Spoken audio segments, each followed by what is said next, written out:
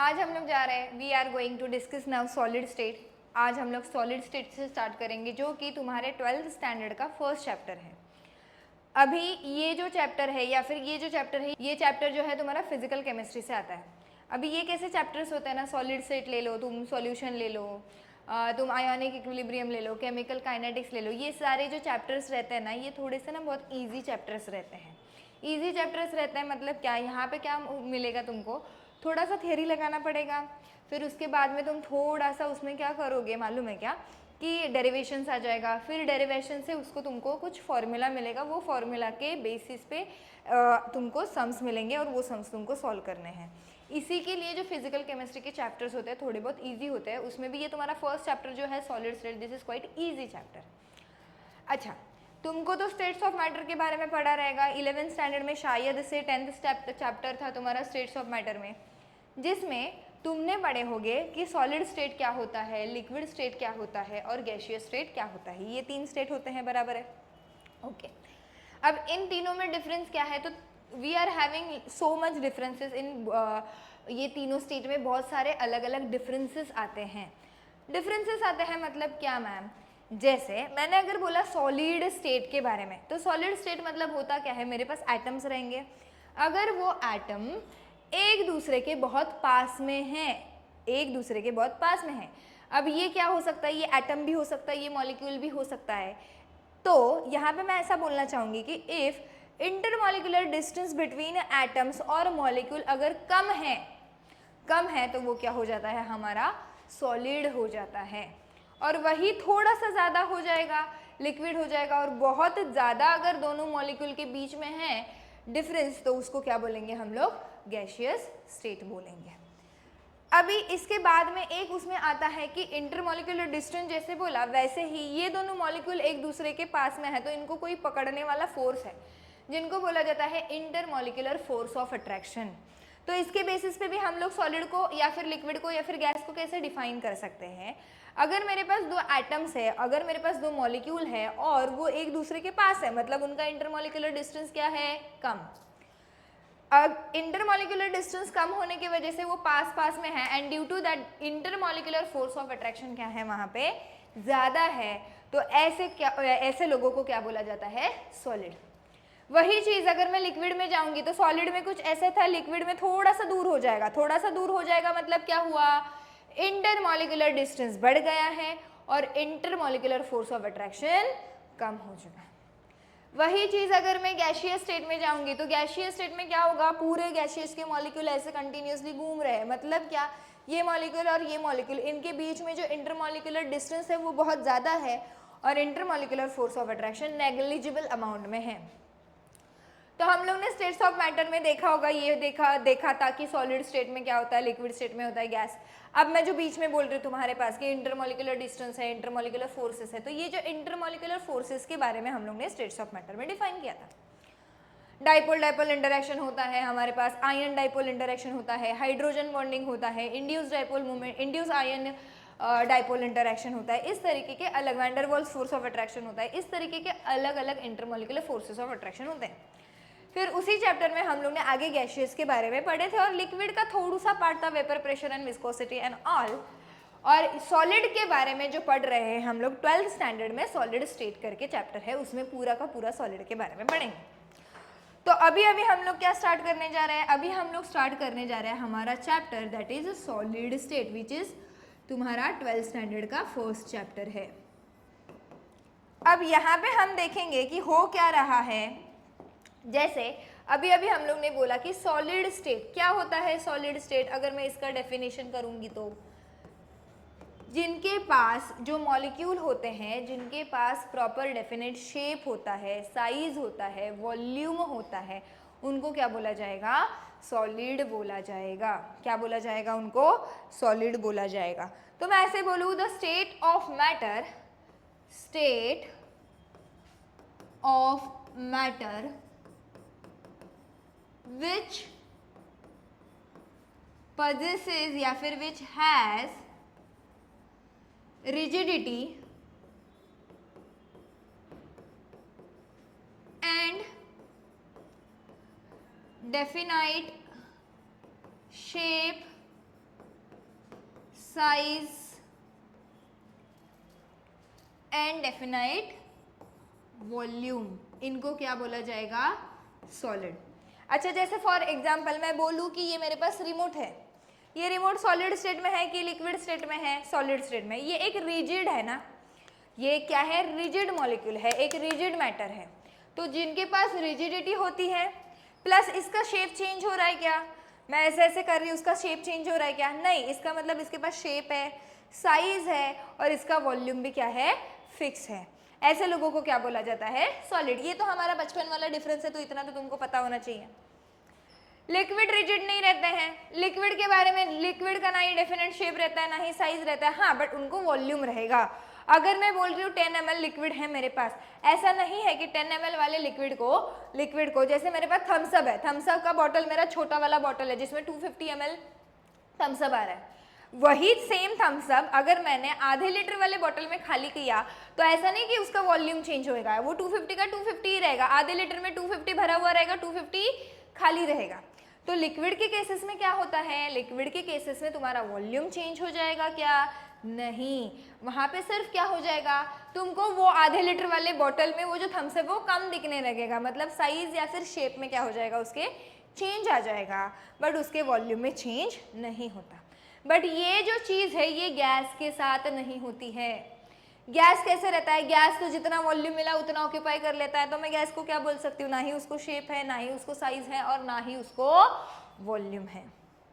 But अभी हम लोग सॉलिड स्टेट पे फोकस कर रहे हैं, तो देखेंगे सॉलिड स्टेट में। अच्छा, एक यहाँ पे ये फैक्टर आता है कि अगर मेरे पास सॉलिड स्टेट है तो मैम ये सॉलिड से लिक्विड, लिक्विड से गैस में कैसे चेंज होता है? जैसे फॉर एग्जांपल ले लो तुम लोग, अगर मैं आइस के बारे में बोल रही हूँ, मैं किसके बारे में बोल रही हूँ? आइस के बारे में बोल रही हूँ। तो आइस क्या होता है? आइस तुम्हारा सॉलिड स्टेट होता है। क्या होता है तुम्हारा? सॉलिड स्टेट होता है। अगर मुझे आइस के ऊपर ऐसे कोई फैक्टर्स लगाने हैं कि जिसमें वो चेंज हो जाए, तो वो दो फैक्टर्स क्या रहेंगे?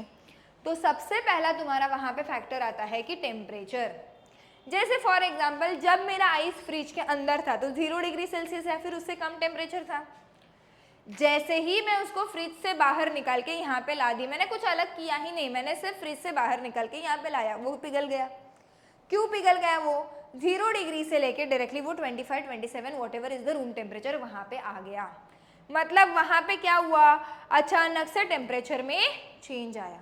तो मैं बोलूँ बेसिकली अगर मुझे आइस से water that is liquid state में जाना है, मुझे कहाँ जाना है? लिक्विड स्टेट में जाना है, तो मुझे टेम्परेचर को क्या करना पड़ेगा? मुझे टेम्परेचर को यहाँ पे बढ़ाना पड़ेगा। तो बेसिकली मैं यहाँ पे क्या कर रही हूँ? मैं यहाँ पे टेम्परेचर को इंक्रीज कर रही हूँ।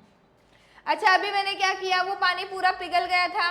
अब वो पानी पिघलने के बाद में वो जो पतीले में मैंने रखा था, मैंने वो पतीले को चढ़ाया गैस के ऊपर और मैंने गैस कर दिया चालू। क्या हो जाएगा? सबसे पहले तो पानी गर्म होगा, गर्म होगा, गर्म होगा, गर्म होगा, गर्म होगा। उसके बाद में मैंने उसको 100 डिग्री सेल्सियस पे हीट किया, वो बॉईल होना स्टार्ट होगा। बॉईल होने के बाद उसका वेपर्स बनने लगेगा। मतलब पहले तो आइस मतलब सॉलिड स्टेट में था, फिर मैंने उसको लिक्विड स्टेट में लाया, फिर वो लिक्विड स्टेट से कहाँ पे कन्वर्ट हुआ? वो गैसियस स्टेट में कन्वर्ट हुआ। कहाँ पे कन्वर्ट हुआ? वो गैसियस स्टेट में कन्वर्ट हुआ। अब मुझे बताइएगा ये गैसियस स्टेट में, अच्छा इसको गैसियस स्टेट नहीं बोलेंगे, इसको क्या बोलते हैं? Water vapours. क्या बोलेंगे इसको? Water vapours. वाटर वेपर जो है ये तुम्हारा कौन सा स्टेट है? ये है तुम्हारा गैस स्टेट। कौन सा स्टेट है तुम्हारा? Gas state. लिक्विड से वाटर वेपर्स बनाने के लिए, लिक्विड वाटर से वाटर वेपर बनाने के लिए मैंने क्या किया था? मैंने यहाँ पे फिर से टेम्परेचर को इंक्रीज किया था। मैंने क्या किया था? टेम्परेचर को इंक्रीज।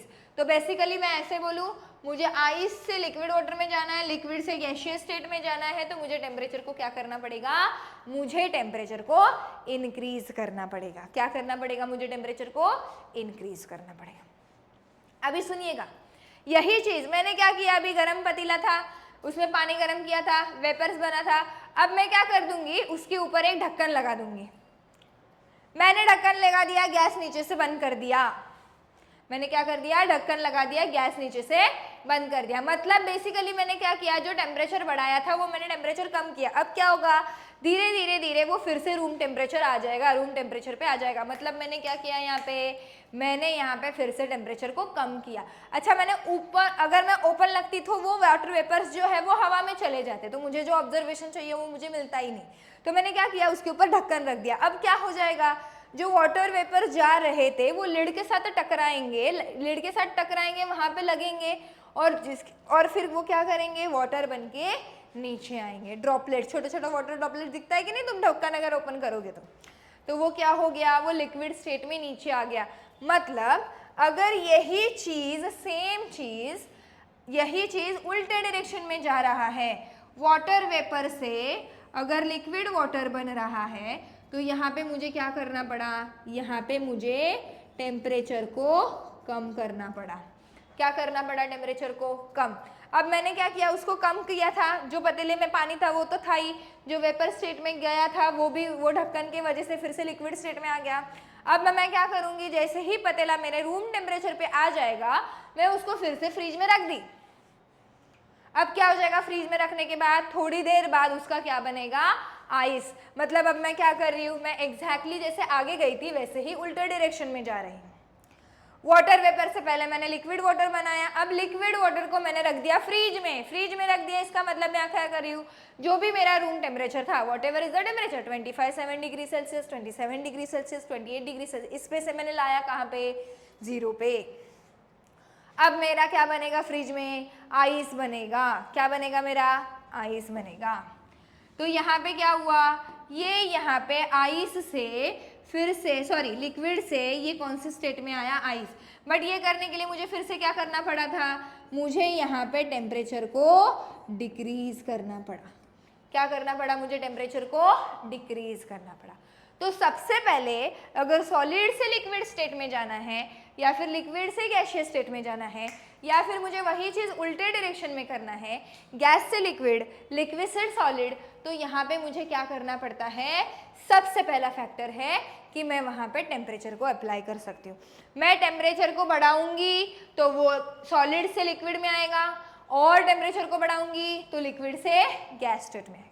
वही चीज़ मैंने गैस के साथ टेम्परेचर को घटाया तो वो लिक्विड स्टेट में जा रहा है, और घटाया तो वो किस में आ रहा है, सॉलिड स्टेट में आ रहा है। सबसे पहला फैक्टर क्या हुआ, फिर यहाँ पे सबसे पहला फैक्टर जो हुआ वो हुआ तुम्हारे पास टेम्परेचर। क्या हुआ सबसे पहला फैक्टर, टेम्परेचर। अब सेकंड फैक्टर क्या है, अगर मैं सेकंड फैक्टर के ऊपर बात करूंगी, सेकंड फैक्टर के बारे में बात करूंगी, तो यहाँ पे जो सेकंड फैक्टर आ रहा है, यहाँ पे ये आ रहा है प्रेशर। एक्सप्लेन करूँ मैम कैसे प्रेशर, एक्सप्लेन अगर मैं यहाँ पे करूंगी तुमको, तो मैं बोल रही हूँ just consider we are having some vapours of water. क्या है तुम्हारे पास, हमारे पास है कुछ वाटर वेपर्स। अब ये जो वाटर वेपर्स है, मतलब क्या रहेगा, मतलब तुम्हारे पास ये पानी का मॉलिक्यूल, ये पानी का मॉलिक्यूल गैसियस स्टेट में है, मतलब इंटरमॉलिक्यूलर फोर्सेस ऑफ अट्रैक्शन बहुत ज़्यादा है, और इंटरमॉलिक्यूलर डिस्टेंस बहुत ज़्यादा है, और इंटरमॉलिक्यूलर फोर्स ऑफ अट्रैक्शन क्या है, नेग्लिजिबल है। मतलब ये इसको अट्रैक्ट ही नहीं कर रहा है, भाई तू मेरे से दूर रहे, इस लैंग्वेज में बोल रहा है वो उसके साथ। तो ये क्या करेंगे, वो कंटिन्यूसली मोशन में है, बराबर है। अब मैंने क्या किया, मैंने उसके ऊपर अप्लाई किया प्रेशर। जैसे ही मैं प्रेशर अप्लाई करूंगी, तुम्हारा गैसियस लॉ याद करो, Boyle's law, pressure is inversely proportional to volume. मतलब मैं जैसे ही प्रेशर अप्लाई कर रही हूँ, वॉल्यूम क्या हो जाएगा, कम हो जाएगा, मतलब तुम्हारे मॉलिक्यूल पास आ जाएंगे। अब मैंने और प्रेशर अप्लाई किया, मॉलिक्यूल और पास आ जाएंगे। अब मॉलिक्यूल इतने पास आ गए हैं कि उन दोनों के बीच में जो इंटरमॉलिक्यूलर फोर्स ऑफ अट्रैक्शन था वो क्या हो चुका है, बढ़ चुका है। बढ़ने की वजह से वो मॉलिक्यूल एक दूसरे को पकड़ के रखेंगे, डिस्टेंस भी कम हुआ, फोर्स ऑफ अट्रैक्शन भी ज्यादा हुआ, मतलब ये कौन से स्टेट में चला गया, ये चला गया तुम्हारे लिक्विड स्टेट में। कौन से स्टेट में चला गया, ये चला गया तुम्हारे लिक्विड स्टेट में। अब समझो मैंने और प्रेशर अप्लाई किया इसके ऊपर, तो ये मॉलिक्यूल ऐसे था, और प्रेशर अप्लाई कर दिया तो और पास में आ जाएगा, और पास में आ जाएगा, तो उनके बीच में जो इंटरमॉलिक्यूलर फोर्स ऑफ अट्रैक्शन था वो क्या हो जाएगा, और बढ़ जाएगा, और जिसके वजह से वो लिक्विड स्टेट से कौन से स्टेट में चले जाएंगे, सॉलिड स्टेट में। तो मैंने यहाँ पे क्या किया, अगर मैं प्रेशर के बारे में बोल रही हूँ तो मैंने वाटर वेपर से लिक्विड जाने के लिए मैंने प्रेशर को क्या किया था, इंक्रीज। लिक्विड में था, सॉलिड में लाने के लिए और क्या किया, प्रेशर अप्लाई किया। इसका मतलब मैं यहाँ से फिर से क्या कर रही हूँ, प्रेशर इंक्रीज ही कर रही हूँ। वही चीज अगर उल्टा मुझे जाना है, सॉलिड से लिक्विड में जाना है या फिर लिक्विड से वाटर में जाना है, तो मैं क्या करूंगी, प्रेशर को डिक्रीज करूंगी। क्या किया जाएगा, प्रेशर को डिक्रीज किया जाएगा। Are you getting my point, समझ में आ रहा है। तो यहाँ पे क्या हुआ, अगर सॉलिड से लिक्विड में जाना है तो मैं प्रेशर को क्या करूंगी, मैं प्रेशर को कम कर। लिक्विड से फिर से वाटर वेपर में जाना है तो हम लोग ने जबरदस्ती उनको पास लाया था, जरा प्रेशर कम करो, प्रेशर कम करोगे तो वो अपने ओरिजिनल पोजीशन पे आ जाएंगे, मतलब ये एक दूसरे से क्या हो जाएंगे, दूर हो जाएंगे। तो वो कहाँ पे गए, लिक्विड स्टेट से फिर से क्या गए, गैसियस स्टेट में। बट ये भी करने के लिए मुझे प्रेशर को क्या करना पड़ा है, डिक्रीज करना पड़ा है। तो मुझे अगर सॉलिड से लिक्विड में कन्वर्जन करना है, लिक्विड से गैसियस में कन्वर्जन करना है, तो मेरे पास कौन से फैक्टर है, मेरे पास दो फैक्टर है, that is temperature and pressure. अच्छा मैम आप सॉलिड के बारे में डिसाइड बोल रहे थे, चलो सॉलिड के बारे में बोले। जैसे मैंने बोला कि सॉलिड में क्या होता है, इंटरमॉलिक्यूलर फोर्सेस ऑफ अट्रैक्शन ज्यादा, मॉलिक्यूल एक दूसरे को पकड़ के रखे तो उनके पास रिजिडिटी ज्यादा रहेगी, एक दूसरे को प्रॉपरली पकड़ के रखे, ये मॉलिक्यूल इसको पकड़ के रखा है, ये मॉलिक्यूल आगे वाले को पकड़ के रखा है, ये उसके नीचे वाले को पकड़ के रखा है, तो इनके रेगुलर होने के वजह से इनका क्या रहेगा, प्रॉपर शेप रहेगा, साइज रहेगा और उनको प्रॉपर वॉल्यूम भी रहेगा। तो जो चीज़ें हम लोग ने देखी है, जरा प्रॉपर्टीज ऑफ सॉलिड के हेडिंग के नीचे लिखे सकते हैं क्या हम लोग इसको, तो देखेंगे जरा यहाँ पे कि इफ मैं डिसाइड करूँगी या फिर मैं लिखना चाहूँगी तो यहाँ पे क्या आएगा, प्रॉपर्टीज ऑफ सॉलिड।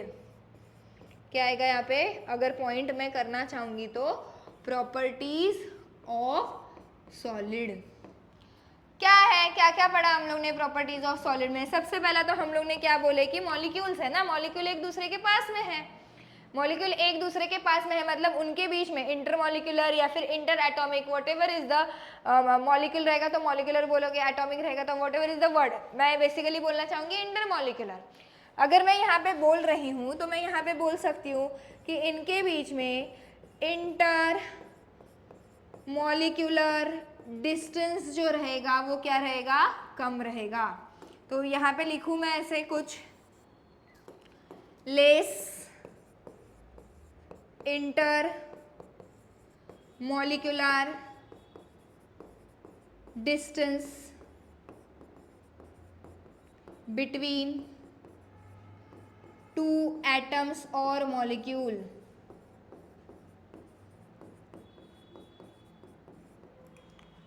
ठीक है, सेकेंड क्या रहेगा, अब इंटरमॉलिक्यूलर डिस्टेंस के बारे में बोल ही लिया है तो इंटरमॉलिक्यूलर फोर्स ऑफ अट्रैक्शन के बारे में बोल देंगे। तो यहाँ पे क्या रहेगा, ज्यादा रहता है ना, पास पास में है मॉलिक्यूल मतलब वो एक दूसरे से क्या कर रहे हैं, ज्यादा अट्रैक्ट कर रहे हैं। तो मैं यहाँ पे बोलूँ हाइयर, हाइयर या फिर मोर इंटर मॉलिक्यूलर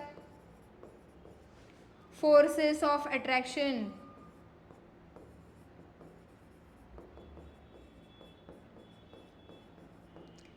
बराबर है, higher intermolecular forces of attraction, higher intermolecular forces of attraction.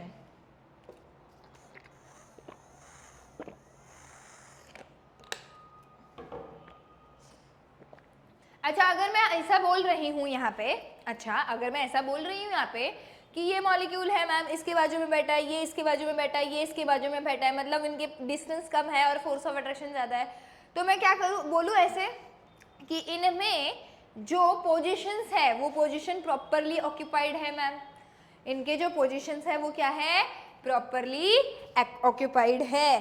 तो मैं बोलूँ दे ऑक्यूपाई फिक्स पोजीशंस, वो क्या करते हैं, फिक्स पोजीशन ऑक्यूपाई करते हैं। वो मतलब कौन, वो मतलब मॉलिक्यूल्स, दे ऑक्यूपाई मॉलिक्यूल्स या फिर एटम रहेंगे। मैम आप एक बार मॉलिक्यूल बोल रहे हो एक बार एटम बोल रहे हो, ऐसे कैसे बोल रहे हो, तो मैं बोलना चाहूँगी तुमको आगे आगे जैसे हम लोग ना अलग अलग पार्ट्स देखेंगे ना उसके कि ये सॉलिड आगे जाके कैसे क्लासिफाई होते हैं, तब तुमको ये दोनों बातें क्लियर हो जाएंगी। अगर मैं मेटल बोल रही हूँ तो जैसे मैंने आयन बोला, आयन मेरे पास आयन का एक ब्लॉक पड़ा है तो उसमें सिर्फ आयन ही रहेगा ना, तो उसमें आयन का सिर्फ एटम आ रहा है, चौक के बारे में बोल रही हूँ तो कैल्शियम कार्बोनेट, दूसरा कैल्शियम कार्बोनेट, तीसरा कैल्शियम कार्बोनेट, ऐसे ये कैल्शियम कार्बोनेट के क्या आ रहे हैं, मॉलिक्यूल आ रहे हैं। इसके लिए मैं बीच बीच में मॉलिक्यूल भी बोल रही हूँ, एटम भी बोल रही हूँ, बट उन दोनों को कंबाइन करके हम लोग यहाँ पे इंटरमॉलिक्यूलर वर्ड ऐसा यूज कर देते हैं।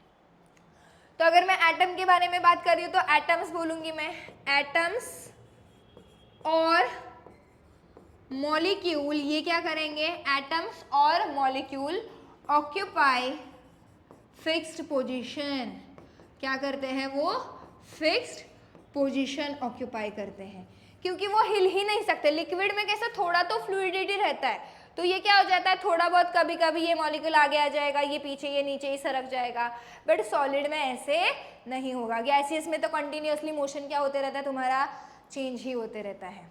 एटम्स और मॉलिक्यूल ऑक्यूपाई फिक्स्ड पोजीशन, और इनके वजह से दे हैव डेफिनाइट, क्या क्या होता है उनके पास, डेफिनाइट शेप, डेफिनाइट साइज और डेफिनाइट वॉल्यूम। डेफिनाइट शेप रहेगा उनके पास, डेफिनाइट साइज रहेगा उनके पास, और डेफिनाइट क्या रहेगा, वॉल्यूम रहेगा। अच्छा, मैंने थोड़ी देर पहले भी यहाँ पे कुछ लिखा था कि ये मॉलिक्यूल्स क्या होते हैं, रिजिड होते हैं, फिक्स्ड पोजीशन है, एक दूसरे से ज्यादा हिल नहीं पा रहे हैं, तो दे पजेसेस रिजिडिटी। क्या रहेगा यहाँ पे, दे पजेसेस रिजिडिटी, क्या होता है उनके पास, रिजिडिटी होता है। अच्छा, सॉलिड को तुम लोग ने कभी प्रेस किया है क्या, मतलब मैम ये रिमोट ले रही हूँ, मैं रिमोट को ये प्रेस कर रही हूँ ऐसा, और ये कम हो रहा है, ऐसे कुछ हो रहा है क्या, नहीं। They are compressible but they are quite, मतलब बहुत कम ही कंप्रेस होते हैं। तो मैं यहाँ पे लिखूँ दे आर इनकम्प्रेसिबल, वो क्या होते हैं, इनकम्प्रेसिबल होते हैं, दे आर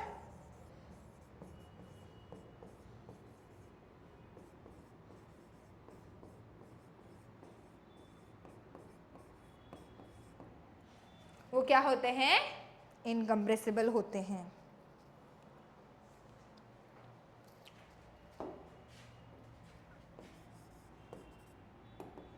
सॉरी, वो क्या होते हैं, दे आर इनकम्प्रेसिबल, वो क्या हो रहे हैं, कंप्रेस नहीं हो सकते हैं वो, अगर होंगे भी तो बहुत कम अमाउंट में होंगे, तो इसके लिए हम लोग बोलते हैं क्या, दे आर इनकम्प्रेसिबल। जैसे लिक्विड को है, लिक्विड को तुम थोड़ा सा प्रेशर अप्लाई करोगे ना, तुम देखोगे कि उसका साइज कम हो चुका है, तो वो कंप्रेस हो सकता है, क्योंकि उनके पास बीच में जगह है ना पास आने के लिए। गैसेस तो हाईली कंप्रेसिबल है, ठीक है।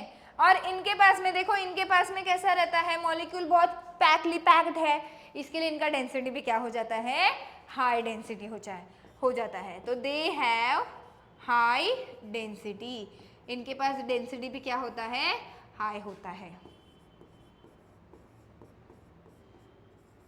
दे हैव हाई डेंसिटी, ठीक है, समझ में आ रहा है तुमको।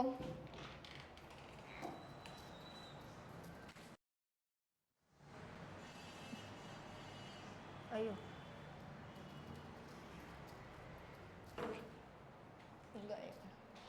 ठीक है, ये हो गया तुम्हारा प्रॉपर्टीज ऑफ सॉलिड्स के बारे में, ये पूरा हो गया प्रॉपर्टीज ऑफ सॉलिड्स के बारे में। अभी आगे देखेंगे कि ये जो सॉलिड्स है ना, ये आगे जाके दो चीजों में, दो पार्ट्स में डिवाइड होते हैं। क्या होते हैं वो, डिवाइड होता है। तो यहाँ पे लिखूं मैं, नेक्स्ट टॉपिक जो तुम्हारा रहेगा वो क्या रहेगा, क्लासिफिकेशन ऑफ सॉलिड। क्या रहेगा तुम्हारा, क्लासिफिकेशन ऑफ सॉलिड्स। अब मैं बता देती हूँ कि तुम्हारे जो सॉलिड होते हैं वो बेसिकली पहले तो दो पार्ट में डिवाइड होते हैं, और वो होता है तुम्हारा क्रिस्टलाइन सॉलिड। क्या होता है, क्रिस्टलाइन सॉलिड, और दूसरा होता है तुम्हारे पास एमोर्फस सॉलिड। सॉरी, दूसरा क्या होता है तुम्हारे पास, एमोर्फस सॉलिड। अब देखिएगा, जैसे मैं एक ले लूं एग्जांपल, कैल्शियम कार्बोनेट। ये जो कैल्शियम कार्बोनेट है, इससे दो चीजें बनती है, एक बनता है चॉक और दूसरा बनता है तुम्हारा मार्बल। बट मैं अगर ऐसे चॉक को ले लूंगी, ऐसे तोड़ूंगी तो वो टूट जाता है। मार्बल को तोड़ने की कोशिश करो हाथ से, जब तक हथौड़ा बिटोड़ा ऐसा कुछ मारोगे नहीं वो टूटेगा नहीं, ठीक है, वो टूटेगा नहीं। तो अगर ये दोनों सेम चीज़ों से बने हैं और दोनों भी अगर सॉलिड स्टेट में है तो इनमें क्या डिफरेंस है? तो अगर मैं चॉक के बारे में बात करूंगी तो ये एमॉर्फस है, और मार्बल के बारे में बात करूंगी तो ये क्या है? क्रिस्टलाइन है। तो यही जो डिफरेंस है कि क्रिस्टलाइन क्या होता है या फिर अमॉर्फस क्या होता है, ये क्या करना है हमको समझ के लेना है कि एग्जैक्टली क्या डिफरेंस है कि जिसकी वजह से कि एक ही चीज़ से बनने के बाद भी ये दोनों चीज़ें, एक टूट रही है, एक बिल्कुल भी टूट नहीं रही है। ठीक है, देखते हैं अभी वो हम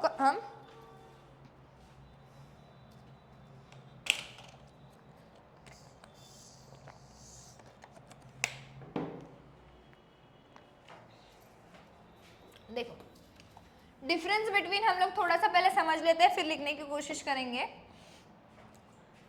हम लोग ने क्या बोला? हम लोग पढ़ रहे सॉलिड के बारे में, मतलब सॉलिड के मॉलिक्यूल क्या है? एक दूसरे के पास में है। अब समझो फॉर एग्जाम्पल मैंने एक अच्छी तरीके से अरेंजमेंट किया कि ये मॉलिक्यूल इधर पकड़ के रखा है। समझो for example I am talking about NaCl। मैंने Na का आइटम लिया, उसके बाजू में Cl, फिर Na का आइटम लिया, उसके बाजू में Cl, फिर Na का आइटम लिया, उसके बाजू में Cl। अब जैसे मैंने स्टार्ट Na से किया था, उसके नीचे Cl लाऊंगी मैं, सोडियम लाऊंगी तो प्लस और प्लस चार्ज का क्या हो जाएगा? रिपल्शन हो जाएगा। क्या हो जाएगा? प्लस और प्लस चार्ज का रिपल्शन। तो उससे अच्छा सोडियम है, उसके नीचे क्लोरीन लाया, फिर सोडियम, फिर क्लोरीन, फिर सोडियम, फिर क्लोरीन, फिर सोडियम, फिर क्लोरीन। मतलब मैं बेसिकली क्या कर रही हूँ? मैं बेसिकली यहाँ पे एक प्रॉपर ऑर्डर के हिसाब से जा रही हूँ।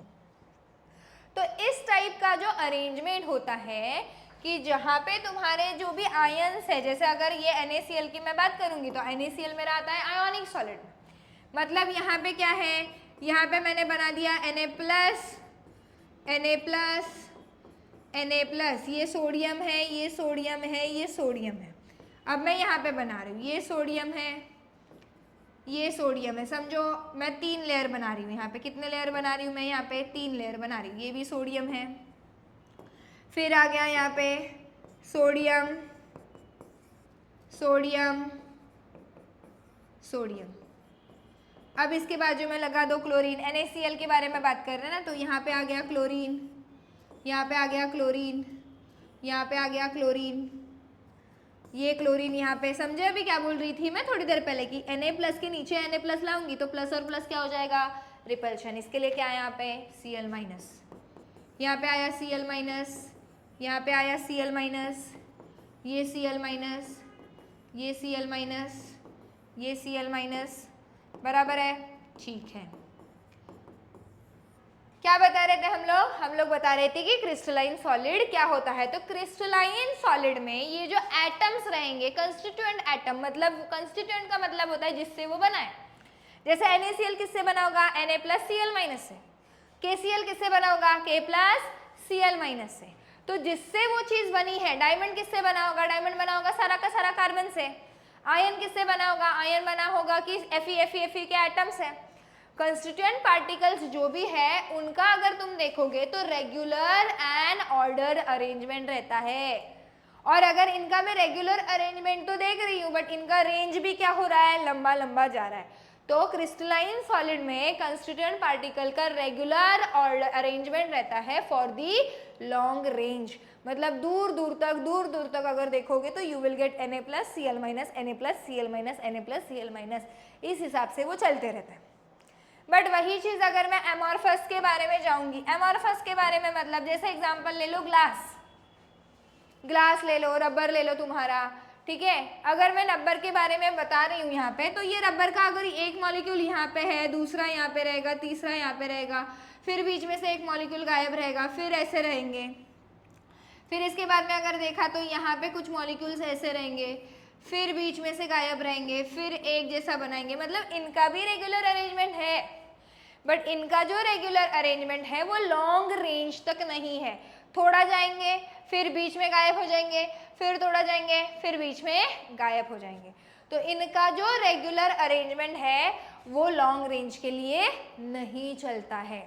इसी के लिए अच्छा प्रॉपर अरेंजमेंट नहीं है, मतलब यहाँ पे मॉलिक्यूल ही नहीं है, मॉलिक्यूल नहीं है तो इंटरमॉलिक्यूलर फोर्स ऑफ अट्रैक्शन नहीं है, इसके लिए उसको इजीली तोड़ना पॉसिबल होता है, जो कि हो रहा था हमारे कैल्शियम कार्बोनेट के साथ।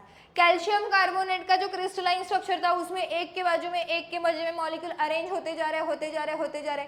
ये बंदा इसको अट्रैक्ट कर रहा है, वो आगे वाले को अट्रैक्ट कर रहा है, वो आगे वाले को अट्रैक्ट कर रहा है, वो आगे वाले को, नीचे वाले को, ऊपर वाले को, पीछे वाले को, आगे वाले को, इतने सारे लोग एक दूसरे को अट्रैक्ट कर रहे हैं तो ऑब्वियसली उसको तोड़ना क्या रहेगा, इम्पॉसिबल रहेगा। इम्पॉसिबल मतलब उसको तोड़ना क्या रहेगा, थोड़ा सा डिफिकल्ट जाएगा, हार्ड स्ट्रक्चर होता है उसी के लिए।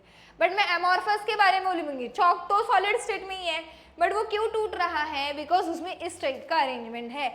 अरेंजमेंट रेगुलर तो है बट वो जो अरेंजमेंट रेगुलर जो है ना वो लॉन्ग रेंज में नहीं जा रहा है, बीच में स्पेस खाली हो जा रहा है, इधर कुछ है ही नहीं तो फोर्स ऑफ अट्रैक्शन कम रहेगा, वहाँ पे कम हो जाएगा, जिसके वजह से वो क्या हो जाता है, इजीली टूट जाता है।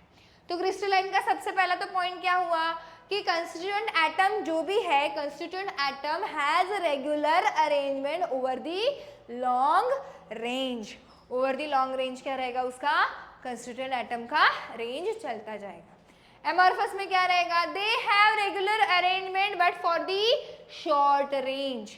इनके ऐसा नहीं है कि नहीं है, देखो इसके 3 मॉलिक्यूल आ रहे हैं, इसके 3 आ रहे हैं, कभी 4 आ जाएंगे, बट वो क्या रहेगा, शॉर्ट रेंज में रहेगा। क्या रहेगा वो, शॉर्ट रेंज में रहेगा। अब इसी के वजह से इनको क्या बोला जाता है, इनको बोला जाता है दीज आर ट्रू सॉलिड्स। क्या बोला जाता है इनको, true solids. And these are called pseudo solids. Pseudo मतलब फॉल्स, ठीक है। तो ये हो गया इनका सेकेंड पॉइंट। अच्छा मुझे बताओ, इनका अरेंजमेंट अगर रेगुलर है तो मुझे इसको पिघलाना है तो मुझे सारे फोर्सेस ऑफ अट्रैक्शन को तोड़ना पड़ेगा ना, और इनमें बहुत सारे रेगुलर अरेंजमेंट की वजह से इनमें बहुत सारे रेगुलर अरेंजमेंट है, sorry regular force of attraction है, जिसके वजह से इनका मेल्टिंग पॉइंट और बॉइलिंग पॉइंट हाई होता है और इनका मेल्टिंग पॉइंट और बॉइलिंग पॉइंट कम हो जाता है। दूसरी बात, इनका जो melting point and boiling point होता है वो शार्प होता है। शार्प का मतलब क्या, जैसे फॉर एग्जांपल मैंने तुमको कुछ बता दिया, एज ए एग्जांपल मैंने ऑक्सैलिक एसिड ले लिया। If oxalic acid crystalline solid में आता है और मैंने बोला है कि मेरे पास प्योर क्रिस्टलाइन सॉलिड है, तो उस प्योर क्रिस्टलाइन सॉलिड का जो भी मेल्टिंग पॉइंट रहेगा वो शार्प रहेगा। अगर उसके बॉटल के ऊपर लिखा है वो 101 पे मेल्ट हो तो वो 101 पे ही मेल्ट होएगा, अनटिल एंड अनलेस ही वो प्योर मिलना चाहिए तुमको। थोड़ा सा इम्प्योरिटी रहता है तो तुम्हारा चेंज हो सकता है, बट मैं क्या बोल रही हूँ, शार्प। शार्प कितना करना है तो मुझे प्योर देना पड़ेगा, तो मैं बोल रही हूँ प्योर है तुम्हारे पास, तो उसका जो मेल्टिंग पॉइंट और बॉइलिंग पॉइंट रहेगा वो क्या रहेगा, शार्प। बट एमॉर्फस का वैसे नहीं होता है। एमॉर्फस का एक बेस्ट एग्जांपल ले लो, प्लास्टिक। प्लास्टिक को कभी तुम हीट किए हो क्या, प्लास्टिक तुम लोग हीट करोगे तो पहले सॉफ्ट होता है, सॉफ्ट होने के बाद फिर वो चिपचिपा होकर फिर वो पिघलने लगता है। मतलब ये जो तुम्हारे एमॉर्फस सॉलिड्स है, ये एमॉर्फस सॉलिड जो है वो एक रेंज में मेल्ट होते हैं। क्या होता है वो, एक रेंज में। बट तुम्हारे क्रिस्टलाइन सॉलिड क्या होते हैं, शार्प पॉइंट पे ही मेल्ट होगा। अगर मैंने किसी चीज़ का बोल दिया है 110 डिग्री सेल्सियस है तो 110 डिग्री सेल्सियस पे क्या ही होने वाला है, मेल्ट होने वाला है। Are you getting this point, समझ में आया है तुमको, पक्का, ठीक है। अब यहाँ पे जो नेक्स्ट पॉइंट आता है वो आता है, एक प्रॉपर्टी होता है isotropic and anisotropic. Isotropic and anisotropic. Iso का मतलब होता है सेम, प्रॉपर्टी का मतलब होता है जो भी प्रॉपर्टी में मेजर कर रहे हैं, और अनआइसोट्रोपिक का अन का मतलब होता है नहीं, ठीक है, वहां पे सेम नहीं आएगा। अब हमको क्या लगता है कि अनआइसोट्रोपिक ए एमॉर्फस के लिए रहेगा, वैसा नहीं है, एग्जैक्टली उसका उल्टा है। सबसे पहले उसका मीनिंग समझ रहे। आइसो का मतलब क्या होता है, आइसो का मतलब होता है सेम, सेम प्रॉपर्टी होना चाहिए। कौन सा प्रॉपर्टी मैम, फिजिकल प्रॉपर्टी, जिसमें तो हमारे इलेक्ट्रिकल कंडक्टिविटी है, रिफ्रैक्टिव इंडेक्स है, रिफ्लेक्टिव इंडेक्स है, ये सब जो प्रॉपर्टी आता है ना, ये जो फिजिकल प्रॉपर्टी आता है ये डायरेक्शन के साथ चेंज होता है। अगर वो डायरेक्शन के साथ चेंज हो रहा है तो उसको बोला जाएगा अनआइसोट्रोपिक। बट वो कोई भी डायरेक्शन में मेजर कर लूँ, मैं रिफ्लेक्टिव इंडेक्स मेजर कर रही हूँ, रिफ्रैक्टिव इंडेक्स मेजर कर रही हूँ, मैं कोई भी डायरेक्शन में जा रही हूँ, सेम ही आ रहा है, सेम ही आ रहा है ना। प्रॉपर्टी, एक प्रॉपर्टी में मेजर कर रही हूँ जो सेम आ रहा है, इसके लिए उसको क्या बोला जाएगा, आइसोट्रोपिक। क्या बोला जाएगा उसको, आइसोट्रोपिक। बट अगर मैं एक प्रॉपर्टी मेजर कर रही हूँ, समझो मैं ये वाले डायरेक्शन में आई, कुछ मेरा वैल्यू अलग आया, मैं ऊपर से लाइट पास कर रही हूँ, कुछ मेरा वैल्यू अलग आया, तो अलग अलग आ रहा है, तो उसको क्या बोला जाएगा, अनआइसोट्रोपिक। क्या बोला जाएगा उसको, अनआइसोट्रोपिक। तो अगर मैं इस अरेंजमेंट के बारे में बात करूंगी, and for example let's consider कि मैं यहाँ पे क्या कर रही हूँ, मैं यहाँ पे कर रही हूँ लाइट के रेज को पास, मैं क्या कर रही हूँ यहाँ पे लाइट के रेज को पास कर रही हूँ। समझो मैंने इस तरीके से पास किया, ये डायरेक्शन में रेज जा रहा है।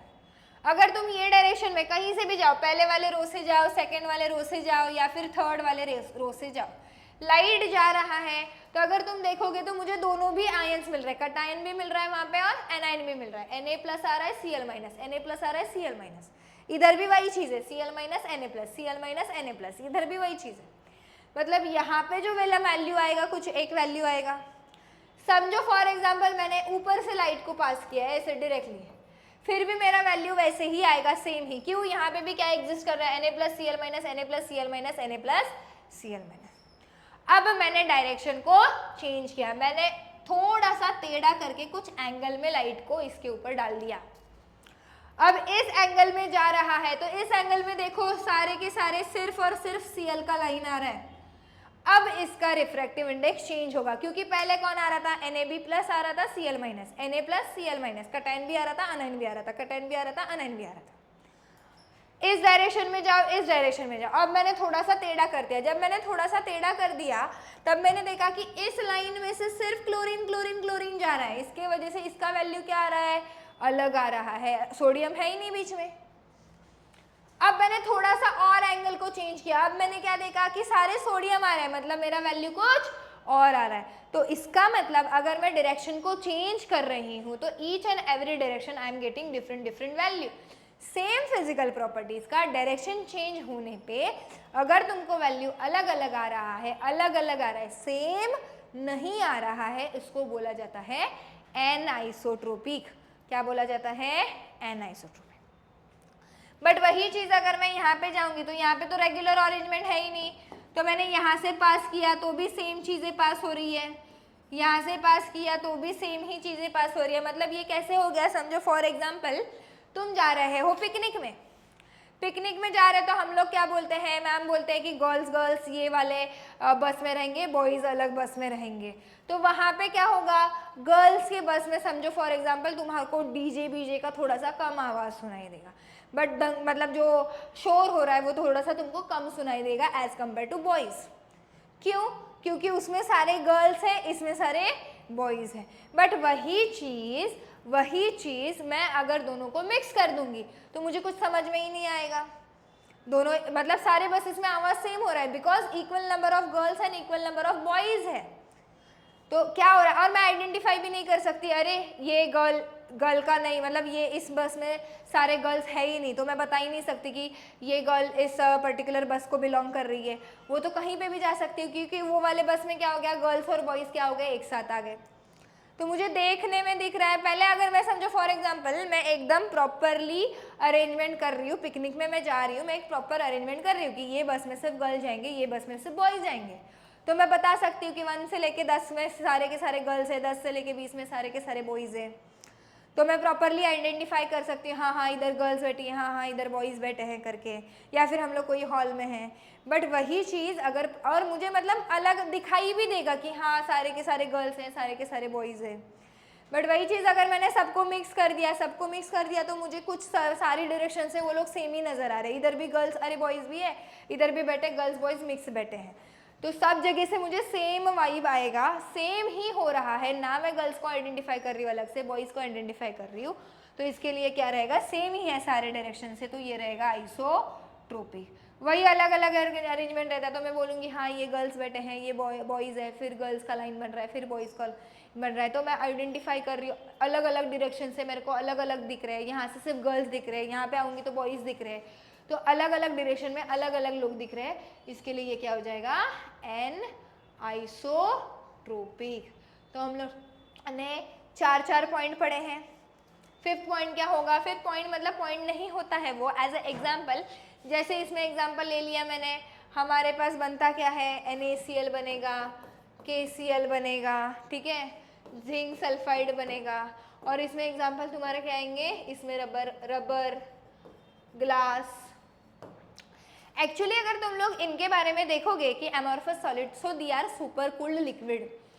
क्या रहता है वो? Super cooled liquid. इसका बेस्ट एग्जांपल है तुम्हारा ग्लास।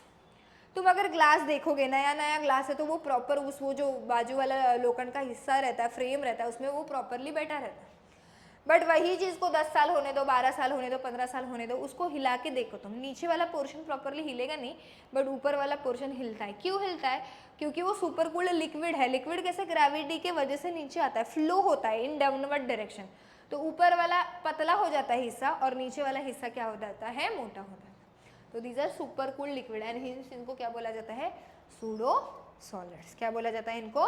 Pseudo solids. समझ में आया है? थोड़ा सा चलो अभी हम लोग क्या करते हैं, ये थोड़ा सा हम लोग ने जो खचपच किया है उसको हटाते हैं और देखो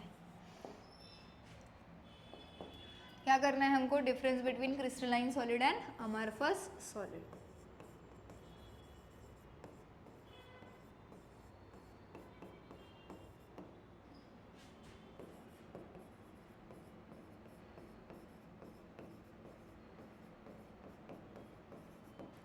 क्या आ रहा है तुम्हारा क्रिस्टलाइन सॉलिड में? सबसे पहला तो पॉइंट क्या आएगा? Constituent atoms. बोला ना हम लोग ने, जो भी एटम्स है, जैसे NaCl किससे बना है? Na+Cl- से। आयन किससे बना है? आयन से। जो भी कंस्टिट्यूएंट एटम्स रहेंगे, constituent atoms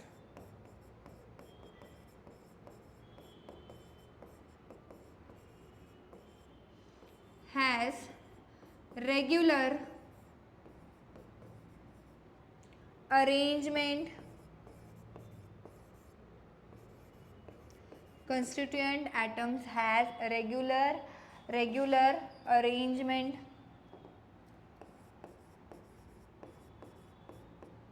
for long range के लिए लंबे लंबे तक देखा गया तो उनका क्या आएगा? रेगुलर अरेंजमेंट आएगा। एमॉर्फस के लिए क्या रहेगा? उनके पास भी रेगुलर अरेंजमेंट रहेगा, जैसे हम लोग ने डायग्राम में देखा था, बट उनका जो रेगुलर अरेंजमेंट है वो एक शॉर्ट रेंज तक रहेगा। तो यहाँ पे क्या आएगा? Constituent atoms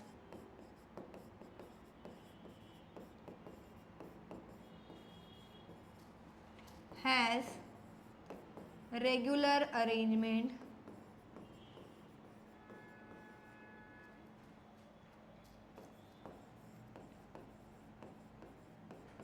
for short range. For क्या रहेगा? Short range. ठीक है। And due to their arrangement is a regular, इनका क्या रहेगा? मेल्टिंग पॉइंट, बॉइलिंग पॉइंट क्या रहेगा? हाई रहेगा। क्या रहेगा इनका? Melting point and boiling point high रहेगा। ठीक है। They have definite geometric shape.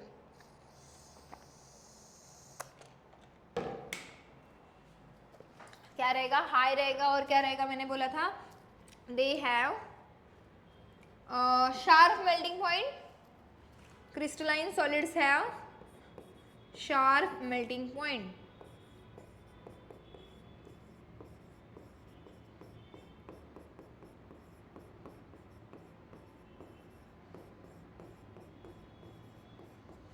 Amorphous में मेल्टिंग पॉइंट शार्प नहीं होता है। जैसे प्लास्टिक का एग्जांपल लिए, प्लास्टिक तो हीट करो थोड़ा सा सॉफ्ट होने लगता है, फिर पिघलने लगता है, तो वो रेंज में पिघलेगा। वो क्या होगा? रेंज में पिघलेगा। So they melt over the range of temperature.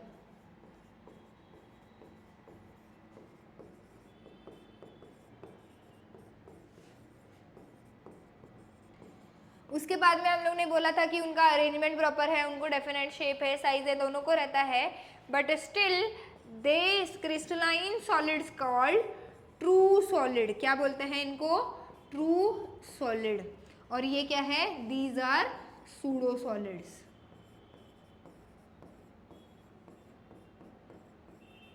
क्या है ये? सूडो सॉलिड्स है। क्या है ये? Pseudo solids. और लास्ट वाला जो पढ़े थे हम लोग ने, क्या देखे थे कि हम लोग क्या कर रहे हैं, जैसे कोई फिजिकल प्रॉपर्टी के बारे में देख रहे हैं, रिफ्रैक्टिव इंडेक्स, जैसे मैंने बोला अलग अलग डायरेक्शन में मैं जाऊंगी तो मुझे अलग अलग वैल्यूज मिलेगा, अलग अलग मिल रहा है, सेम नहीं मिल रहा है, hence they are anisotropic. क्या है ये? They are anisotropic. क्या रहते हैं ये? एन आइसोट्रोपिक रहते हैं। और ये क्या रहेंगे? They are isotropic, they are isotropic. Iso means same, tropic means property. Example अगर हम लोग करना चाहेंगे तो यहाँ पे एग्जाम्पल मैं ले लूँ, यहाँ पे जैसे NaCl का एग्जाम्पल देखे थे हम लोग, KCl का एग्जाम्पल देखेंगे, जिंक सल्फाइड का एग्जाम्पल। यहाँ पे एग्जाम्पल अगर देखेंगे तो हम लोग देखेंगे यहाँ पे रबर है, ग्लास है, एक्सेट्रा। देखो अभी इसका एक डायग्राम मैं बनाती हूँ फॉर योर रेफरेंस, तो फिर तुम क्या करोगे, प्रॉपरली देख पाओगे। ठीक है,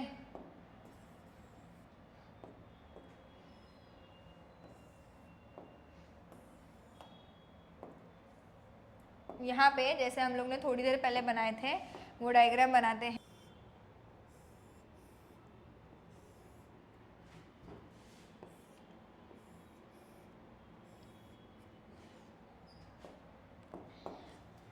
यहाँ पे मेरा आ रहा है समझो Na+,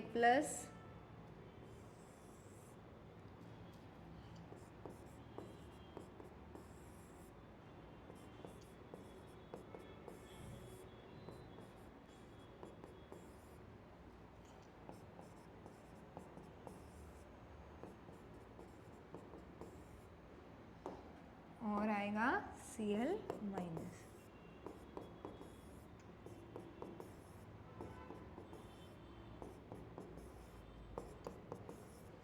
इसका कैसे, तुम हर एक डायरेक्शन में जाओगे तो you will get different different. अगर मैं ये डायरेक्शन में जा रही हूँ Na+Cl-, Na+Cl- दोनों आ रहा है, यहाँ से जाऊँगी तो सिर्फ Cl आ रहा है। ठीक है, अगर मैं यहाँ से जाऊँगी तो I am getting Na+Cl- both, और यहाँ पे देखूँगी तो सिर्फ क्या आ रहा है? Cl-। ठीक है, और एक क्या देख सकते हैं, अगर मैं यहाँ से आ रही हूँ तो सिर्फ क्या मिल रहा है मुझे? Na+। ठीक है, बट यही चीज़ अगर मैं यहाँ पे जाऊँगी तो समझो फॉर एग्जांपल किसी एटम से ये एमॉर्फस बना है तो ये इधर रहेगा, है।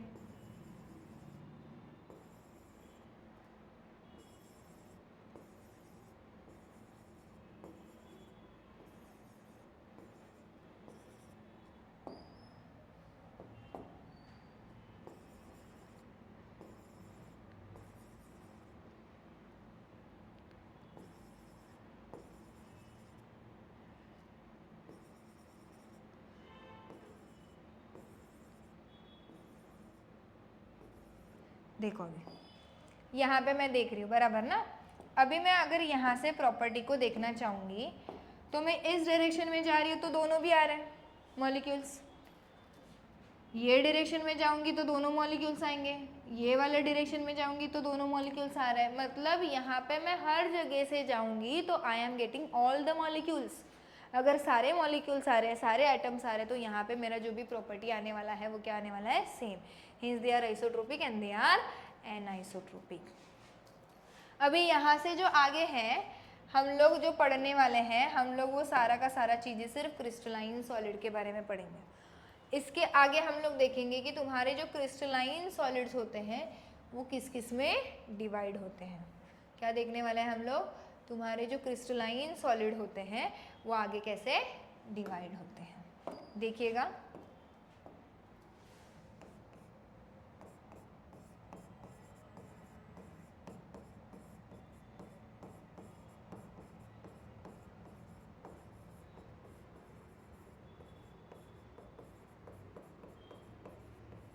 Classification of crystalline solid. ये जो तुम्हारे क्रिस्टलाइन सॉलिड हैं ये टोटल 4 लोगों में आगे क्लासिफाई होते हैं। कितने लोगों में क्लासिफाई होते हैं? 4। सबसे पहला तुम्हारा आता है आयोनिक सॉलिड। सेकेंड जो तुम्हारा आता है वो आता है कोवैलेंट सॉलिड। क्या आता है? Covalent solid. थर्ड जो तुम्हारा आता है वो आता है मेटालिक सॉलिड।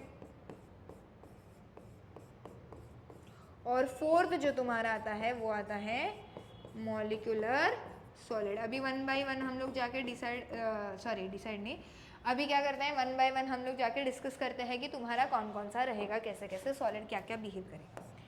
सबसे पहले क्या है तुम्हारा आयोनिक सॉलिड। नाम में से कुछ पता चल रहा है तुमको? आयोनिक मतलब क्या रहने वाला है उसमें? आयंस। आयोनिक मतलब क्या रहने वाला है उसमें? आयंस।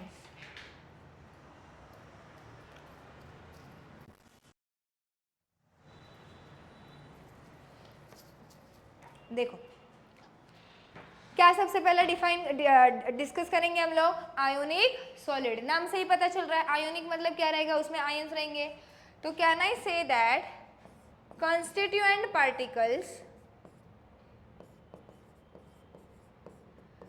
particles are ions. क्या रहेंगे वो? आयंस। कौन कौन से आयंस होते हैं हमारे पास? Those who are having positive charge are cations and जिनके ऊपर नेगेटिव चार्ज रहता है वो क्या रहता है? Anion. Constituent particles are ions. अब अगर आयंस है तो उनके बीच में क्या रहेगा? इलेक्ट्रोस्टैटिक फोर्स ऑफ अट्रैक्शन, जिसको ही हम लोग क्या बोलते हैं? Ionic bond. तो आयोनिक बॉन्ड में तुम्हारे पास क्या रहता है? Electrostatic force of attraction. क्या होता है तुम्हारे पास? इलेक्ट्रोस्टैटिक फोर्स ऑफ अट्रैक्शन, जिसको ही हम लोग क्या बोलते हैं? Ionic bond. और ये जो इलेक्ट्रोस्टैटिक फोर्स ऑफ अट्रैक्शन होता है तुम्हारा, ये इलेक्ट्रोस्टैटिक फोर्स ऑफ अट्रैक्शन, ये जो आयोनिक बॉन्ड होता है या फिर इलेक्ट्रोस्टैटिक फोर्स ऑफ अट्रैक्शन होता है, ये इलेक्ट्रोस्टैटिक फोर्स ऑफ अट्रैक्शन तुम्हारा एक स्ट्रॉन्ग फोर्स ऑफ अट्रैक्शन होता है। अब आगे देखेंगे, क्योंकि ये स्ट्रॉन्ग है, they have high melting point. क्या है इनके पास? हायर मेल्टिंग पॉइंट होते हैं। ठीक है, इनका जो मेल्टिंग पॉइंट होता है वो क्या होता है? हायर होता है। ये किससे बने रहते हैं? ये आयन से बने रहते हैं। इलेक्ट्रोस्टैटिक फोर्स ऑफ अट्रैक्शन होता है, इनका मेल्टिंग पॉइंट हायर होता है। इसके अलावा यहाँ पे एक पॉइंट ये आएगा, अगर मैं इसके कंडक्टेंस के बारे में बात करूँगी कि क्या ये इलेक्ट्रिसिटी कंडक्ट कर पाते हैं कि नहीं, तो NaCl का एक एग्जाम्पल ले लो या फिर आयोनिक ले लो कि they are insulators. They are insulators in solid state but in aqueous solution they conduct electricity.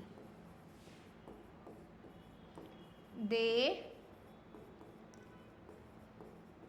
conduct electricity।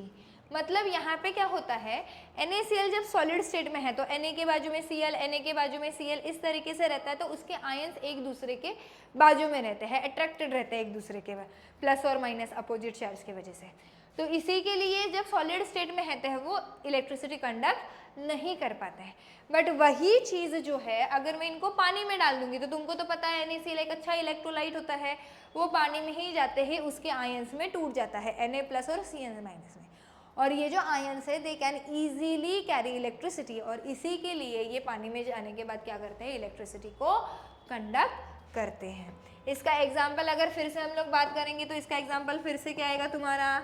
NaCl, KCl, ठीक है, CaF2 एक्सेट्रा, ऐसे एग्जाम्पल्स आएंगे तुम्हारे। अब जाएंगे हम लोग कौन सा? उसके बाद में क्या है? Covalent solid. क्या है नेक्स्ट तुम्हारा?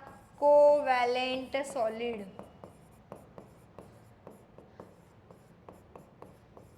कोवैलेंट सॉलिड में क्या करता है? कोवैलेंट सॉलिड मतलब ये सिर्फ एटम्स से बने रहते हैं, इनके ऊपर ना ही प्लस मतलब इलेक्ट्रॉन का लेन देन ही नहीं होता है। यहाँ पे इलेक्ट्रॉन का क्या हो रहा है?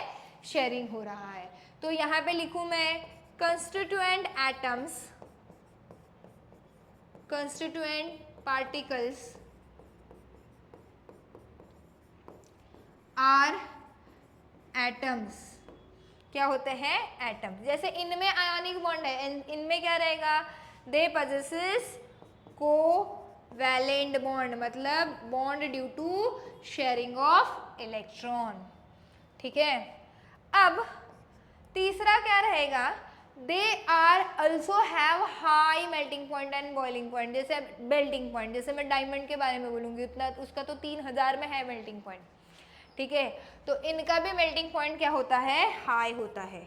They have high melting point. अच्छा, ये शेयरिंग ऑफ इलेक्ट्रॉन की वजह से होता है, मतलब ये बोलेगा, तू बंदा बोलेगा मुझे इलेक्ट्रॉन दे दे शेयर करने के लिए, तू मुझे दे दे इलेक्ट्रॉन शेयर करने के लिए, वो आपस में बोलेंगे तुझे भी इलेक्ट्रॉन कम पड़ रहा है, मुझे भी इलेक्ट्रॉन कम कर रहा है, तो हम लोग क्या करेंगे, इलेक्ट्रॉन को शेयर करेंगे। अभी इलेक्ट्रॉन को शेयर किया है मतलब इलेक्ट्रॉन बंधे हुए हैं, तो अगर इलेक्ट्रॉन बंधे हुए हैं तो इलेक्ट्रिसिटी कैरी नहीं होगा। And hence they are means covalent solids are, they are bad conductor of heat and electricity। क्या होते हैं ये, बैड कंडक्टर ऑफ इलेक्ट्रिसिटी होते हैं। यहाँ पे एक एक्सेप्शन है जो कि तुमको याद रखना है, and that exception is graphite. क्या है इसका एक्सेप्शन, ग्रेफाइड। ग्रेफाइड में कैसे कार्बन से बना होता है, 3 बॉन्ड बने होते उसका 4th बॉन्ड खाली होता है। 4th बॉन्ड खाली मतलब 4th इलेक्ट्रॉन खाली, और जब इलेक्ट्रॉन खाली होता है वो इजीली इलेक्ट्रिसिटी को क्या कर सकता है, कंडक्ट कर सकता है। And hence your graphite is good conductor of electricity. क्या है ये, गुड कंडक्टर ऑफ इलेक्ट्रिसिटी। देखो इलेक्ट्रोलाइसिस में वगैरह ग्रेफाइट के रॉड यूज होते हैं, वो इसी के वजह से होते हैं। एग्जाम्पल देखेंगे तो एग्जाम्पल बोल देंगे हम लोग, यहाँ पे क्या है, डायमंड है, ग्रेफाइट है, एक्सेट्रा। ठीक है, अब इसके बाद में हम लोग ने क्या किया था, मेटालिक सॉलिड किया था। इसके बाद में क्या आएगा हमारा, सी आएगा, मेटालिक सॉलिड। मेटालिक सॉलिड का मतलब क्या होता है, जो मेटल से बने हैं। यहाँ पे मेटल्स नहीं होते हैं। ठीक है, मेटालिक सॉलिड में क्या रहेंगे, मेटल्स। अब ये क्या होता है, तो यहाँ पे कंस्टिट्यूएंट आयंस, क्या देख रहे थे हम लोग यहाँ पे, मेटालिक सॉलिड। मेटालिक सॉलिड में क्या होता है कि यहाँ पे तुम्हारे एटम्स रहेंगे, बट वो एज ए एटम्स नहीं एग्जिस्ट करेंगे, वो उनके पॉजिटिव आयन बनाएंगे और उनके इलेक्ट्रॉन्स उनके बाजू में पड़े रहेंगे, because metal has a tendency to lose electron. उनके जो इलेक्ट्रॉन्स होते हैं वो लूजली हेल्ड होते हैं, वो क्या करते रहते हैं, फिर इलेक्ट्रॉन को लूज करते रहते हैं। तो बाजू में इलेक्ट्रॉन पड़ा है और बीच में तुम्हारा आयन क्या हो रहा है, उसमें तैर रहा है। तो यहाँ पे मेटालिक सॉलिड्स में constituent particles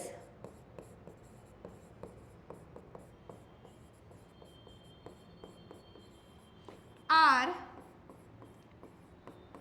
positive ions in sea of electron। क्या है, in sea of electron। Obviously अगर मुझे मेरे पास भर भर के फ्री इलेक्ट्रॉन्स है, चलो वो देखते हैं, रुको। इसमें क्या रहता है, अभी इनमें जो बॉन्ड रहता है, that bond is called metallic bond which is a type of covalent bond. But इसमें जो बॉन्ड है वो कौन सा होता है, metallic. They have metallic bond. अब ये हार्ड होते हैं, ऑब्वियसली तुम्हारे मेटल्स हार्ड होते हैं, हार्ड होते तो उनका भी मेल्टिंग पॉइंट और बॉइलिंग पॉइंट क्या रहेगा, हाई रहेगा। So they have again high melting point, high melting point।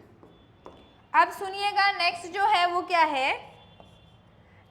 ये भर भर के गुड कंडक्टर ऑफ इलेक्ट्रिसिटी रहेंगे, क्योंकि इनके इलेक्ट्रॉन्स तो तैर रहे हैं और हमको इलेक्ट्रिसिटी कंडक्ट करने के लिए खाली इलेक्ट्रॉन्स ही चाहिए। सो दीज आर, या फिर they are very good conductors of electricity.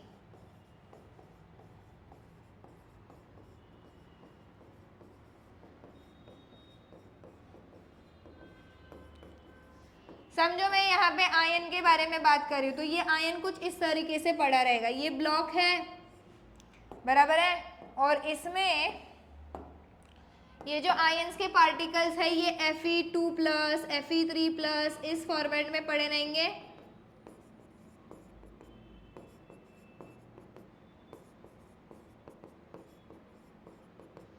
और इन सब ने देखो दो दो इलेक्ट्रॉन लूज किए हैं, तो इनके इलेक्ट्रॉन्स यहाँ पे ऐसे तैरते रहेंगे। तो क्या हो रहा है, ये पूरा सी ऑफ इलेक्ट्रॉन्स है और इसी में क्या हो रहा है, तुम्हारे Fe के आयंस तैर रहे हैं। तो इजीली क्या होता है, वो इलेक्ट्रिसिटी को क्या कर लेता है, कंडक्ट कर लेता है। अभी हमारा क्या चल रहा है, अभी हमारा नेक्स्ट आ रहा है दैट इज मॉलिक्यूलर सॉलिड। मतलब क्या, मैं यहाँ पे बेसिकली लूंगी मॉलिक्यूल्स और उनके ऊपर अप्लाई करूंगी प्रेशर, तो वो मॉलिक्यूल्स क्या हो जाएंगे, एक दूसरे के पास में आ जाएंगे। उनका जो इंटरमॉलिक्यूलर फोर्स ऑफ अट्रैक्शन क्या है, वो बढ़ेगा, बढ़ेगा तो वो पास आएंगे तो वो कौन से स्टेट में आएंगे, सॉलिड स्टेट में आएंगे। इन एक्चुअल केस अगर मॉलिक्यूलर सॉलिड देखा तो मॉलिक्यूलर सॉलिड एग्जिस्ट नहीं करता है, उनको हम जबरदस्ती बनाते हैं बाय अप्लाइंग सम प्रेशर। मतलब उनका जो टेंडेंसी होता है या तो लिक्विड स्टेट में एग्जिस्ट करने का रहता है या फिर गैसियस स्टेट का। जैसे मैं H2 के बारे में बात करना चाहूँ, मैं कार्बन डाइऑक्साइड के, सॉलिड कार्बन डाइऑक्साइड एग्जिस्ट करता है, तुमको पता है ड्राई आइस। तो उसमें हो क्या रहा है, वो कार्बन डाइऑक्साइड के ऊपर हम लोग ने बहुत ज़्यादा प्रेशर अप्लाई किया है, जिसके वजह से कार्बन डाइऑक्साइड के मॉलिक्यूल पास आए और पास आए और पास आए और वो कौन से स्टेट में चले गए, वो चले गए तुम्हारे सॉलिड स्टेट में। बट जैसे ही तो वो सॉलिड जो होते हैं ना, वो सॉफ्ट होते हैं। क्यों सॉफ्ट होते हैं, उनको तुमने जबरदस्ती बनाया है और उनका जो मेल्टिंग पॉइंट और बॉइलिंग पॉइंट जो भी रहेगा वो क्या रहेगा, कम रहेगा, क्योंकि वो एक्चुअल सॉलिड स्टेट में थे क्या, नहीं। जैसे तुम थोड़ा सा भी हीट दोगे वो एक दूसरे से दूर हो जाएंगे और इसके लिए इनका मेल्टिंग पॉइंट और बॉइलिंग पॉइंट क्या रहता है, कम रहता है। अब ये जो तुम्हारे मॉलिक्यूलर सॉलिड्स है, इनमें तुम्हारा फोर्स ऑफ अट्रैक्शन कौन सा रहेगा, अगर मैं HCl के बारे में बात करें तो प्लस माइनस डाइपोल बन रहा है उसमें, तो डाइपोल डाइपोल इंटरेक्शन हो सकता है और अलग अलग तरीके से हाइड्रोजन बॉन्डिंग हो सकता है और अलग अलग तरीके के इसमें इंटरेक्शंस होते हैं। ठीक है, तो यहाँ पे अगर तुमको पॉइंट लिखना है तो तुम पॉइंट क्या लिखोगे, कंस्टिट्यूएंट पार्टिकल्स। यहाँ पे क्या आएगा तुम्हारा,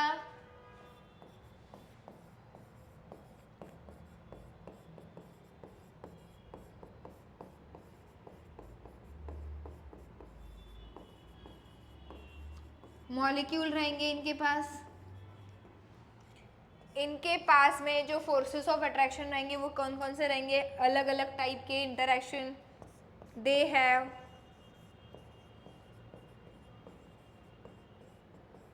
डिफरेंट काइंड ऑफ इंटरेक्शन, मतलब कौन कौन सा, जैसे मेरे पास एक हो सकता है डाइपोल डाइपोल इंटरेक्शन,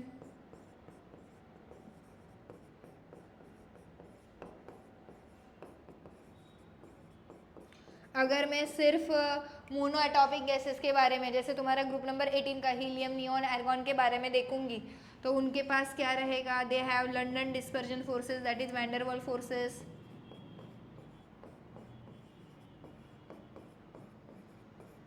HCl के बारे में बात करूंगी तो इनके पास हाइड्रोजन बॉन्डिंग होता है।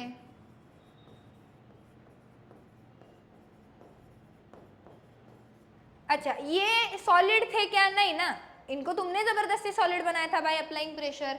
तो these are soft, they are soft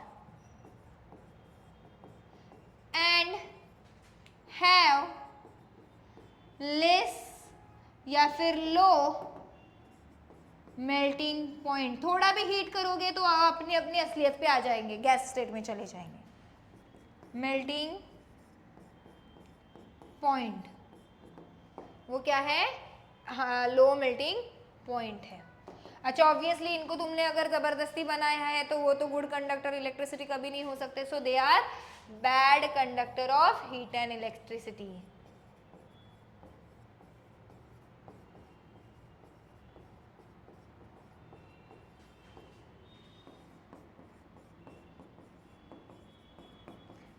इसका एग्जाम्पल अगर देखोगे तो तुम बोल सकते हो कार्बन डाइऑक्साइड है, HCl है, H2 के मॉलिक्यूलर सॉलिड्स हैं। ठीक है, तो यहाँ पे हम लोग रुकते हैं कि हम लोग ने क्या कर लिए हैं आज के लेक्चर में, कि तुम्हारा सॉलिड बेसिकली होता क्या है। अगर हमारे पास 3 स्टेट्स ऑफ मैटर है तो सॉलिड से लिक्विड, लिक्विड से गैस या फिर गैस से लिक्विड, लिक्विड से सॉलिड आने के लिए हम लोग कौन से क्राइटेरियाज वहाँ पे यूज़ कर सकते हैं। अगर तुम स्पेशली सॉलिड स्टेट के बारे में क्या बोलते हो तो उसके प्रॉपर्टीज़ क्या रहेंगे। वो आगे जाके crystalline and non crystalline that is amorphous में डिवाइड होते हैं, और उसमें से भी तुम्हारे क्रिस्टलाइन सॉलिड जो है वो आगे कैसे डिवाइड होते हैं वो हमने देख लिया। अब नेक्स्ट लेक्चर में जो है हम लोग ये देखने वाले हैं कि ये जो सॉलिड बन रहा है वो कैसे बन रहा है। जैसे फॉर एग्जांपल ये दीवार बना है, वो कैसे बना है, छोटा छोटा छोटा छोटा वीट का ईट लगा के, ब्रिक्स एक के ऊपर एक लगा के, सामने आगे पीछे लगा के ये दीवार बना है। तो ऐसे ही अगर कोई सॉलिड बन रहा है तो उसका रिपीटिंग यूनिट क्या है। जैसे तुम बने हो, तुम्हारा बॉडी बना है, कैसे बना है, सेल्स रिपीट होने के बाद। तो वैसे ही अगर सॉलिड बना है तो वो कैसे बना है, उसमें क्या रिपीट हो रहा है, उसको क्या बोला जाता है, अगर वो चीज़ है तो उसके क्या टाइप्स है, ये सब देखने वाले हैं हम लोग नेक्स्ट लेक्चर में। ठीक है, डन, ओके।